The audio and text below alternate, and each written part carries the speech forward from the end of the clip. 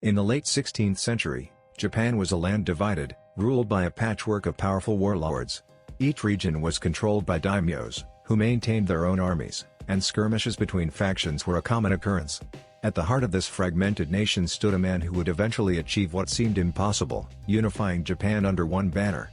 His name was Toyotomi Hideyoshi, and his rise from a lowly peasant to the most powerful man in Japan is a story of ambition, cunning, and military brilliance. But before he could bring the country under his control, he would face one of the most daunting challenges of his career, the Kyushu Invasion.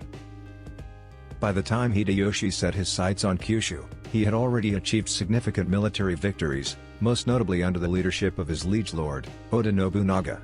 Nobunaga's death in 1582 had thrown Japan into turmoil, but Hideyoshi's resolve and military genius soon allowed him to consolidate power, becoming the leading figure in the nation.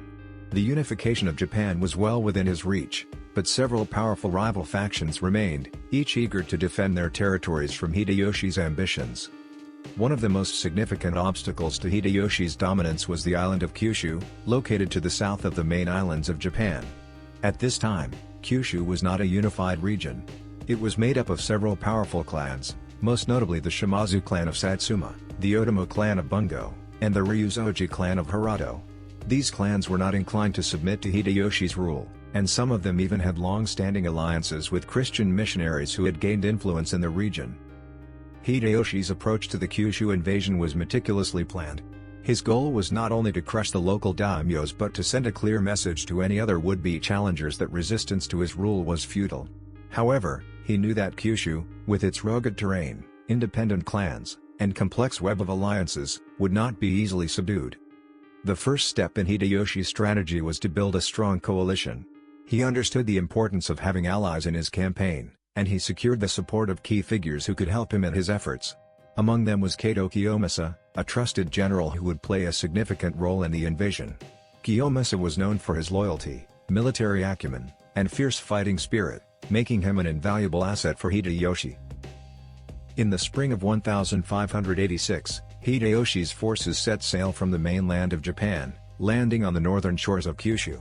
The campaign began with the siege of Fukuoka, a strategically important city controlled by the rival Otomo clan.